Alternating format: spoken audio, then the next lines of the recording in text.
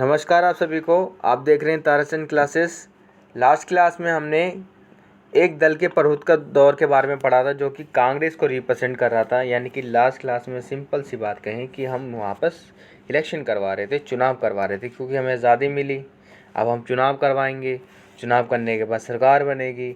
सरकार हमसे कुछ वादे करती है चुनाव जीतने से पहले, यानी कि जो हमारे देश के प्रगति से रिलेटेड होते हैं सारे पॉइंट्स। हम ये नीतियाँ स्थापित करेंगे, इस सिस्टमेटिक तरीके से काम करेंगे जिससे देश का क्या होगा, विकास होगा, जिसे हम नियोजन के द्वारा रिप्रेजेंट करेंगे। यानी कि नियोजन का मतलब क्या होता है? नियोजन का आशय उपलब्ध संसाधनों के श्रेष्ठतम प्रयोग के लिए है भविष्य की योजना बनाना, और नियोजन के माध्यम से उत्पादन में वृद्धि, रोजगार के अवसरों में वृद्धि और आर्थिक स्थिरता आदि लक्ष्यों को प्राप्त किया जाता है। ये नियोजन के पार्ट हैं। अगर वर्तमान स्थिति की बात करें तो ये रोज़गार के अवसर कहीं ना कहीं छुप गए हैं, तो मिलते ही नहीं है, पता नहीं कहाँ चले गए हैं, कोई बात ही नहीं करता इन सब पे। तो मतलब ये सारी जो पॉइंट्स हैं नियोजन के, हमें अपने चैप्टर पे ध्यान देना है। तो इस चैप्टर के अंदर मेन जो हाईलाइट है वो सरकार की नीतियों पे बात है। उन्होंने देश के विकास के लिए क्या क्या नीतियाँ बनाई आज़ादी के बाद। आप सबको पता है पंचवर्षीय योजना आई थी, हम बचपन से पढ़ते आ रहे हैं, ठीक है। और आपकी जो इंडियन इकोनॉमिक है उसके भी शुरू के 2-3 चैप्टर जो हैं पंचवर्षीय योजनाओं पे ही आधारित है एक तरीके से, इनडायरेक्टली अगर ध्यान से आप पढ़ोगे तो। चलिए हम पढ़ते हैं पहली हमारी पंचवर्षीय योजना, ये सारी बातें। आज़ादी के बाद लगभग सभी इस बात पर सहमत थे कि भारत के विकास का अर्थ आर्थिक समृद्धि और आर्थिक सामाजिक न्याय दोनों ही हैं। और एक और पॉइंट है, इस बात पर भी सहमत थे कि आर्थिक विकास और सामाजिक आर्थिक न्याय केवल व्यवसायी, उद्योगपति व किसानों के भरोसे नहीं छोड़ा जा सकता। इस लाइन में थोड़ा सा झोल है भाई साहब, हमें जो पढ़ने में महसूस हुआ है, क्योंकि दूसरे पॉइंट में जो बोला गया था कि उद्योगपति और व्यवसाय करते हैं, यानी बिजनेसमैन और इंडस्ट्रियलिस्ट जो पर्सन होंगे, इनके भरोसे किसानों को, गरीब तबके के जो लोग हैं उन्हें नहीं छोड़ा जाएगा। ठीक है, सरकार जो है किसानों के लिए, गरीब परिवारों के लिए काम करेगी। ठीक है, ये ऐसे सारे जो वादे, इन सब चीज़ों पे हमारे जब चुनाव हुए थे यानी जब चुनाव हो गए थे क्या, हाँ 1951 के समय, तो इन सब बातों का ध्यान दिया गया था। आज वर्तमान में बातें कुछ उल्टी आपको दिखती होंगी, लेकिन हमें अपनी पढ़ाई करनी है। आज़ादी के वक्त विकास का देखो पहला पॉइंट ये था, देखो आज़ादी के बाद लगभग सभी इस बात पे सहमत है कि भारत का विकास का आर्थिक समृद्धि और आर्थिक सामाजिक न्याय दोनों ही है। ठीक है, जिसके कारण हमने मिश्रित अर्थव्यवस्था को अपनाया था, जहाँ प्राइवेट और गवर्नमेंट दोनों थे। और सेकंड पॉइंट ये था कि गरीब तबके के जो लोग हैं, जो किसान भी हैं, उसमें सब लोग शामिल हैं, इनको बड़े बड़े उद्योगपतियों के भरोसे नहीं छोड़ा जाएगा। सरकार जो है हस्तक्षेप करेगी बार बार, ताकि किसानों और गरीब तबके के लोगों का कल्याण किया जा सके। आज़ादी के वक्त विकास का पैमाना पश्चिमी देशों को माना जाता था। आधुनिक होने का अर्थ था कि पश्चिमी औद्योगिक देशों की तरह होना। ओके, विकास के 2 मॉडल थे, पहला उदारवादी यानी कि पूंजीवादी मॉडल था, दूसरा समाजवादी यानी कि एक अमेरिका और एक सोवियत संघ। भारत ने मिश्रित अर्थव्यवस्था का मॉडल अपनाया, जिसमें सार्वजनिक व निजी क्षेत्र दोनों के गुणों का समावेश था।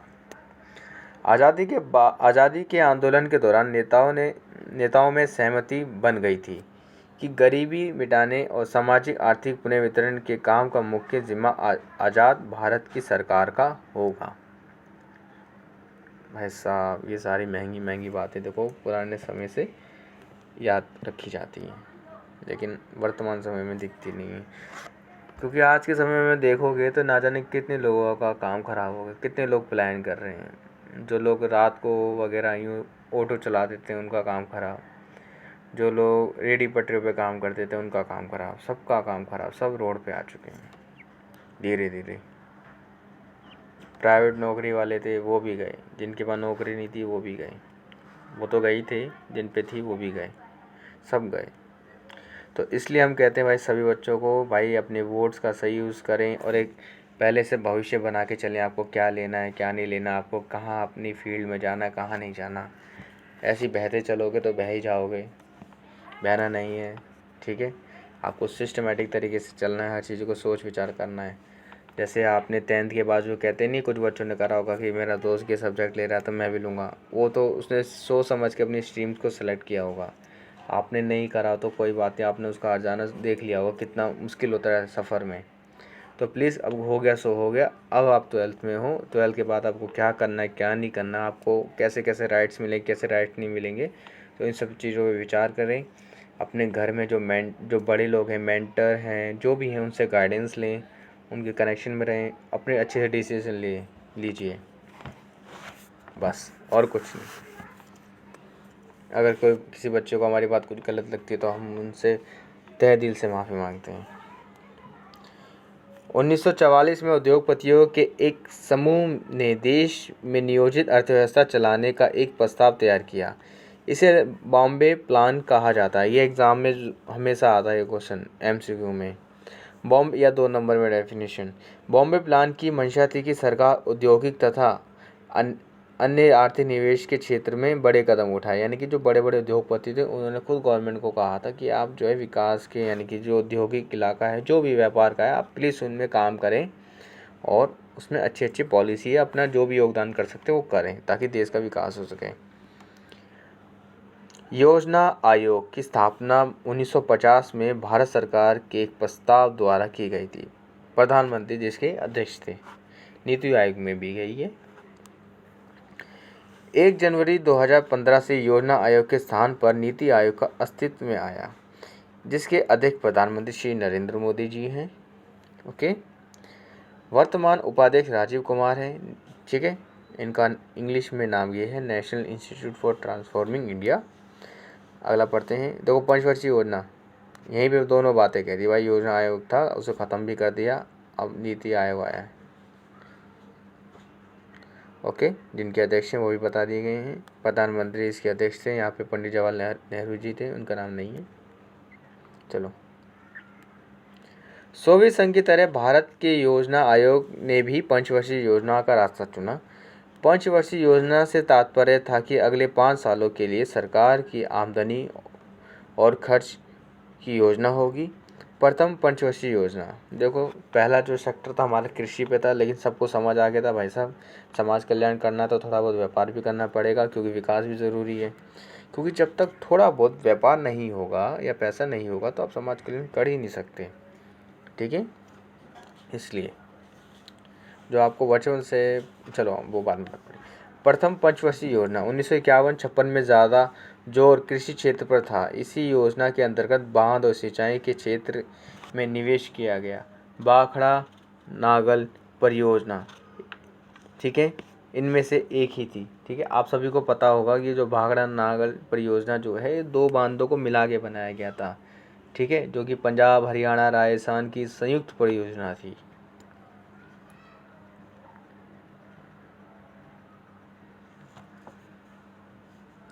अब दूसरा, हाँ, पहला जो हमारा कृषि पे दिया गया था, इस योजना के योजनाकार PC महालनोबिस थे।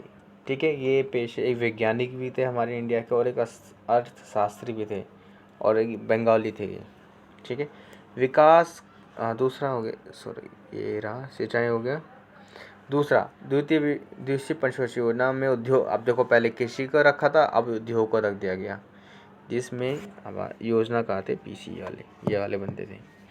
विकास का केरल मॉडल, केरल में विकास और नियोजन के लिए अपनाए गए इस मॉडल में शिक्षा, स्वास्थ्य, भूमि सुधार, कारगर खाद्य वितरण और गरीबी उन्मूलन पर जोर दिया जाता रहा है। ओके, ये सारी बातें, विकास का जो मॉडल है वो केरल में ये अपनाया गया था।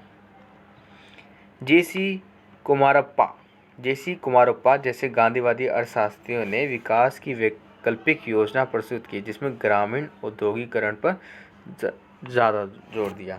तो हमेशा याद है ना, गांधीवादी जो विचारधारा थी वो ग्रामीण के ऊपर ज़्यादा बात करती है। आपने स्थानीय शासन में भी पढ़ा होगा, क्योंकि गांधी जी चाहते थे कि भाई अगर पावर देनी है, अच्छे से देनी, तो ज़मीन के नीचे तबके से शुरुआत करो अच्छे से। ओके, तो ये सारी चीज़ें थी। चौधरी चरण सिंह ने भारतीय अर्थव्यवस्था के नियोजन में कृषि को केंद्र में रखने की बात प्रभावशाली तरीके से उठाई थी। भूमि सुधार के अंतर्गत जमींदार प्रथा की समाप्ति, जमीन के छोटे छोटे टुकड़ों को एक साथ करना जिसको हम चकबंदी कहते हैं। पढ़ लो आराम से, हर बार भूल जाते हैं चकबंदी किसे कहते हैं। ठीक है, ज़मीन के छोटे छोटे टुकड़ों को एक साथ करना चकबंदी कहते हैं। और जो काश्तकार किसी दूसरे की ज़मीन बटाई पर जोत बो रहे थे, उन्हें कानूनी रक्षा प्रदान करने व भूमि स्वामित्व सीमा कानून का निर्माण जैसे कदम उठाए गए, यानी उनकी सिक्योरिटी के पर्पस पे। 1960 के दशक में सूखा व अकाल के कारण कृषि की दशा बद से बदतर हो गई। खाद्य संकट के कारण गेहूं का आयात करना पड़ा, जहां पे अमेरिका ने बहुत मज़े लिए थे। हरित क्रांति के में बताया गया आपको वो एनसीईआरटी में, जहाँ पे अमेरिका बार बार मज़े लेता था कभी भी, क्योंकि पाकिस्तान को समर्थन करता था कि आप उस इंटरफेयर मत करो, ये फलाना ढिंका। तो अमेरिका, हमें गेहूँ आयात करना पड़ता था, तो बार बार अमेरिका कहता था कि बैन लगा देंगे, आर्थिक प्रतिबंध कर देंगे, ये कर देंगे, वो कर देंगे, मतलब कि आपको गेहूँ सप्लाई नहीं करेंगे, व्यापार नहीं करेंगे, जैसे भारत जो भुखमरी की हालत पे आ जाएगा। ये सारी चीज़ें मतलब अमेरिका ने बहुत ज़्यादा कलेश मचाया है। लेकिन फिर हमारे देश में हरित क्रांति का नारा दिया गया, जिससे हमारे किसान, हमारे जो अन्नदाता हैं हमारे देश के, अन्नदाता जो हैं, जो हमें खाना, जिनकी मेहनत से हम लोग अपने घर में आज सफलतापूर्वक खाना खाते हैं। ठीक है, ओके, जो एक हमारे किसान भाई हैं और ये भी हैं। ठीक है, इन दोनों के द्वारा हम बहुत खुश हैं, हैप्पी हैं, इन्हीं के द्वारा हम लोग जी रहे हैं। ओके, तो हम जो कह रहे हैं हरित क्रांति के बारे में, कि जो हमारे देश के अन्नदाता हैं आज भी जो हैं आंदोलन पे हैं, लेकिन उनकी बातों पे ध्यान नहीं दिया जा रहा। आपको सोचने वाली विचार है ये सारी बातें, चाहे कोई भी बात हो, लेकिन ये चीज़ हमें सोचनी ज़रूर चाहिए कि हमारे देश में हमारे जो अन्नदाता हैं, जो हमारा पेट भरते हैं हमें, ठीक है, ओके, उनको कोई देख ही नहीं रहा। ये सोचने वाले विचार हैं, आप सभी को सोचना चाहिए, विचार करना चाहिए। ओके, क्योंकि दिमाग हमारा किस लिए बना है? विचार करने के लिए। विचार करो, सोचो, समझो और आगे चल के अपने वोट्स का सही यूज़ करो।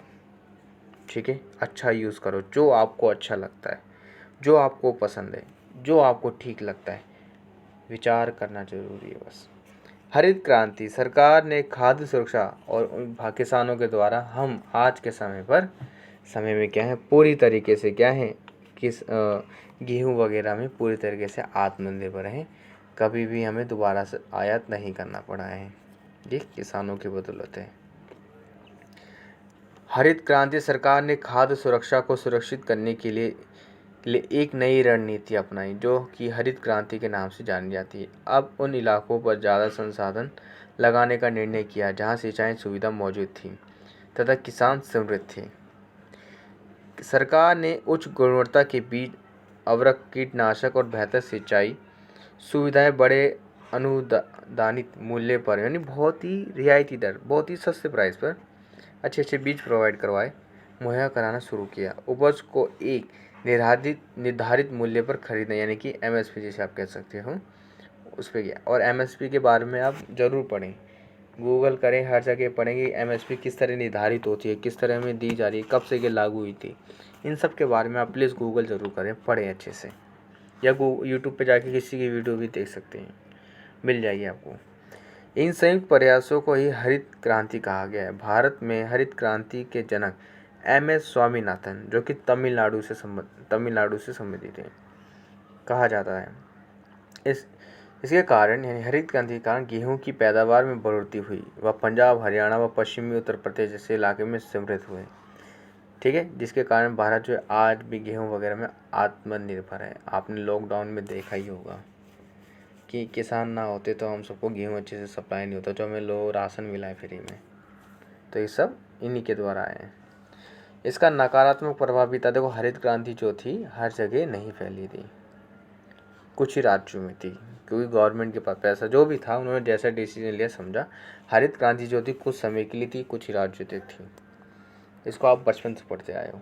इसका नकारात्मक प्रभाव ये हुआ कि क्षेत्रीय व सामाजिक असमानता बढ़ी। हरित क्रांति के कारण गरीब किसान व बड़े किसानों के बीच अंतर बढ़ा, जिसमें वामपंथी संगठनों का उभार हुआ। मध्य श्रेणी के भूस्वामित्व वाले किसानों का उभार हुआ, सब बंदे आए।